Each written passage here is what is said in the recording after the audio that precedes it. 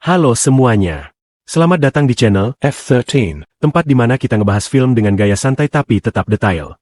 Di video kali ini, gue bakal ngebahas film terbaru dari dua polisi paling ikonik sepanjang masa, Bad Boys, Ride or Die. Film keempat dari franchise Bad Boys ini lagi-lagi menyuguhkan aksi brutal, komedi yang gak pernah gagal, dan tentunya, bromance antara Mike dan Marcus yang makin kocak dan emosional. Tapi sebelum kita lanjut, gue mau ngasih peringatan dulu ya. Spoiler alert. Yap, video ini bakal full spoiler, jadi buat lo yang belum nonton dan gak mau tahu jalan ceritanya, boleh di-pause dulu, terus balik lagi setelah nonton filmnya. Tapi kalau lo penasaran dan pengen tahu detailnya, duduk manis dan siapin camilan, karena kita bakal bedah habis Bad Boys, Ride or Die. Film ini langsung gas dari awal. Kita ketemu lagi sama detektif Mike Lowry yang diperankan Will Smith dan Marcus Burnett yang diperankan aktor kocak Martin Lawrence. Tapi kali ini ada sesuatu yang beda. Di pembukaan, kita lihat Mike nikah. Yep. Akhirnya si playboy pensiun dan nikah sama Christine, cewek yang muncul di film sebelumnya. Tapi tentu aja, hidup Mike dan Marcus nggak bisa lama-lama damai. Pasangan ini lagi-lagi harus berhadapan dengan masalah besar, dan kali ini taruhannya lebih tinggi karena menyangkut nama baik mendiang Kapten Howard, bos mereka yang udah tewas di film sebelumnya. Di film ini, Kapten Howard difitnah terlibat kerjasama dengan kartel narkoba, dan semua bukti mengarah ke dia. Mike dan Marcus, yang nggak percaya tuduhan itu, langsung nyelidikin sendiri buat bersihin nama kapten mereka. Tapi masalahnya, semua instansi hukum justru nargetin mereka, dan mereka jadi buronan. Mike dan Marcus sekarang dalam posisi yang sangat tidak ideal, dicari oleh polisi dan FBI, tapi juga diburu oleh para pembunuh bayaran yang disewa oleh si dalang sesungguhnya. Dan ya, ini bukan cuma soal bersihin nama, ini soal hidup dan mati. Yang menarik, film ini ngasih waktu buat karakter Marcus mengalami pengalaman nyaris mati. Di sebuah baku tembak, Marcus kena serangan jantung, dan sempat masuk ke kondisi kritis. Nah, sejak kejadian itu, Marcus jadi terbangun secara spiritual. Dia mulai ngalamin semacam pencerahan. Dia jadi punya semangat baru, bahkan suka bilang dia nggak bisa mati. Konyol tapi juga jadi running joke yang bikin ketawa sepanjang film.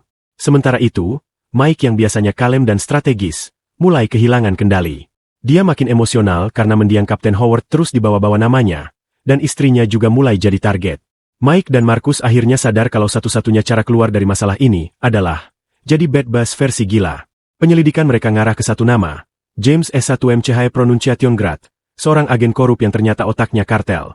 Dia yang nyusun semua bukti palsu buat menjebak Kapten Howard. Dan lebih parahnya, dia juga yang mengendalikan operasi penyelundupan narkoba dengan sistem super rapi.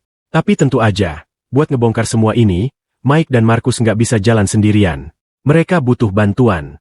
Jadi, muncullah lagi beberapa karakter dari film sebelumnya, kayak Armando Aretas, anak kandung Mike yang dulu sempat jadi musuh utama, tapi sekarang ditahan di penjara berkeamanan tinggi.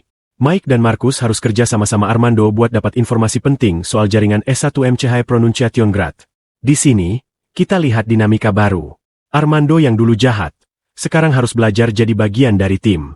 Nggak gampang sih, apalagi Marcus masih trauma karena Armando pernah ngebunuh Kapten Howard.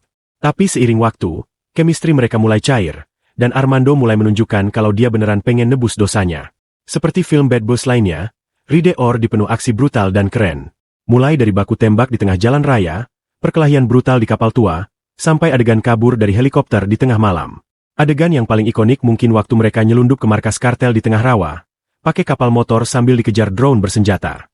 Dan seperti biasa, Marcus selalu ngasih bumbu komedi di setiap aksi. Di satu adegan, dia berusaha ngendarain pesawat kecil buat kabur, tapi malah hampir nabrak bukit gara-gara sibuk ngemil permen karet. Konyol banget, tapi bikin suasana tegang jadi pecah. Sementara itu, Mike mulai menunjukkan sisi gelapnya. Dia nggak main-main lagi. Demi nyelamatin keluarga dan bersihin nama kaptennya. Di bagian akhir film, semuanya memuncak dalam satu aksi besar. Di sini, pertarungan hidup dan mati terjadi.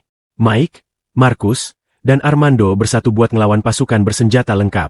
Nggak ada baku tembak gaya Hollywood yang elegan, ini murni perkelahian berdarah-darah. Di akhir, Mike berhasil ngalahin S1MCH Pronunciation Grad, dan semua bukti soal keterlibatan agen korup berhasil diekspos ke publik. Tapi kemenangan ini datang dengan harga mahal. Salah satu anggota tim mereka, Dorn, tewas dalam aksi tersebut.